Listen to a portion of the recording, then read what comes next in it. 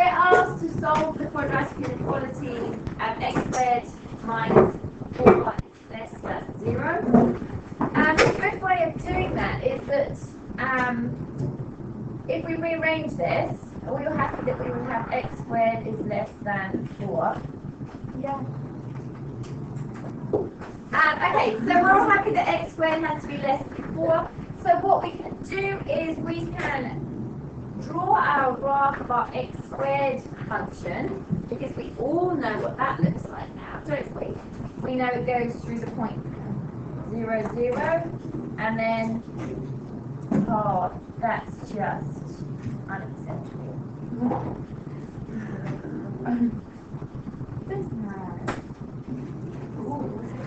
That's good enough. Okay, so there's our x squared graph. We need our x squared graph to be less than 4.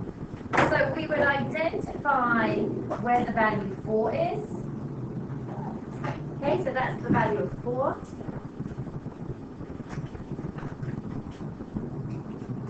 What would these 2 points here be? What would these 2 values on the x-axis be if our x squared value is 4? Not minus because of 4. 0, 2, and this one's 2. Negative 2. Good. Because remember, we're square rooting it. Okay, so we would find the 2 values that would make the y value 4. So that's 2 and negative 2. Which values of x would make that less than 4? Is that going to be these portions out here or this portion here? The portion there. This bit here, you're happy with that? Because these are the bits that are less than 4. Yes? And remember, this is a range of values. So we write ranges. We start with our lowest number. We have our variable in the middle. And then our larger number is on the right. Now they've said that our value has to be less than 4. So is it going to be or equal to? No. No. Good. So that's our final answer. Okay. All right. So what might we do with this one first? So remember, we're trying to sketch it. Yes, I think factorising would be our best option. So how do we factorise? We can see it's just x squared at the front, so I know that it's just x and x. How do I decide what goes at the end of the brackets?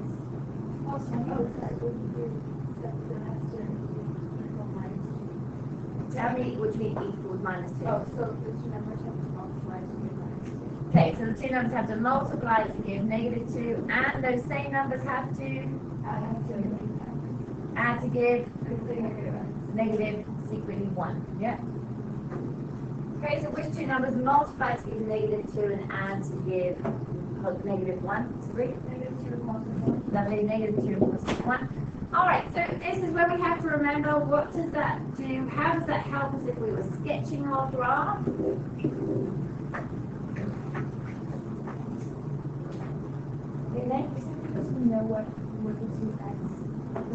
Good. Yes. So what would they be? 2 and negative 1. Nice. Remember, so this tells us where it crosses the x-axis. So this particular one crosses at positive 2 and at negative 1. Shows the ends. And then we have a little look. Is it positively happy or negatively sad? Positively happy. So it does this. Now, they haven't asked us to sketch it, so we don't have to go all out and find our y-intercept and where our vertex is. All we're interested in are the x values. Okay? Again, we want to decide where this graph is less than or equal to 0. Okay? So this graph is less than or equal to 0. Hopefully, you appreciate this is where it's less than or equal to 0, because it's underneath this line. And this is another range. Okay, so again, we start with our lowest number, negative 1.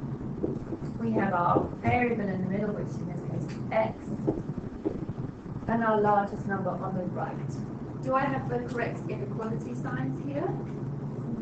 Do I know? Why not?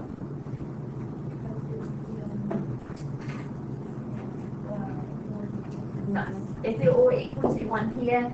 Therefore, I'll have my all equal to 1 there. Alright, so what are we going to do for this one? Not rocket science, we've just done it in the last one. Right, okay, you factorize, go. Alright, so this graph crosses the x-axis at which two values, Shayla?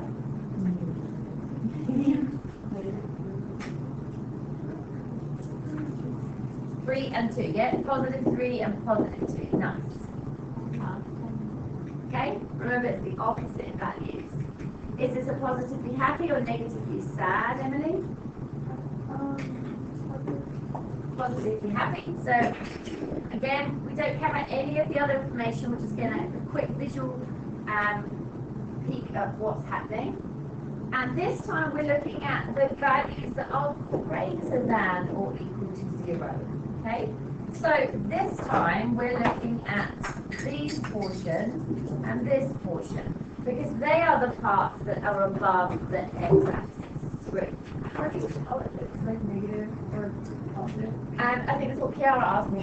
You look to see what's in front of the x squared. So if there was a negative sign, it would be negatively sad. So this time we're looking at these red portions. So we're talking that x is less than 2 or x is greater than 3. Now, do I have my inequality signs correct? Looking at the original question. No, because they're all equal to, so I'm going to add on my all equal to this. Wait, why? What? What? Let's pause. Well.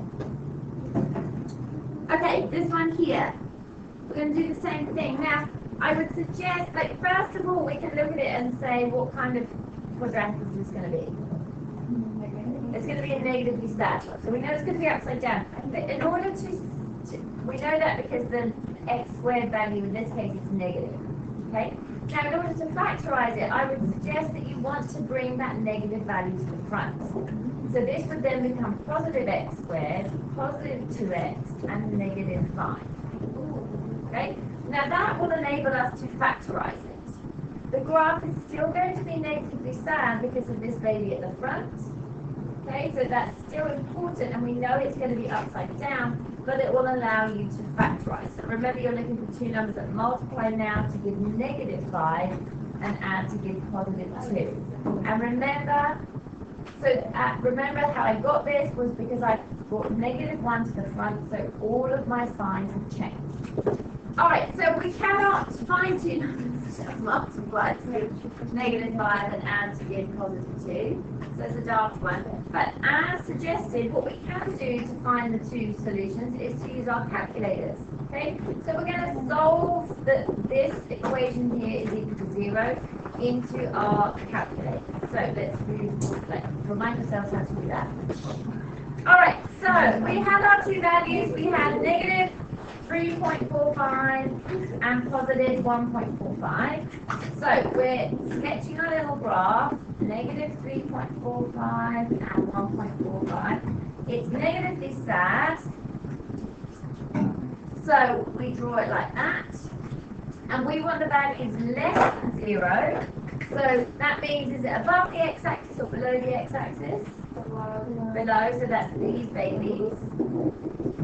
And that means it's all of these numbers or all of these numbers. So it's x is less than negative 3.45 or x is greater than 1.45. The graph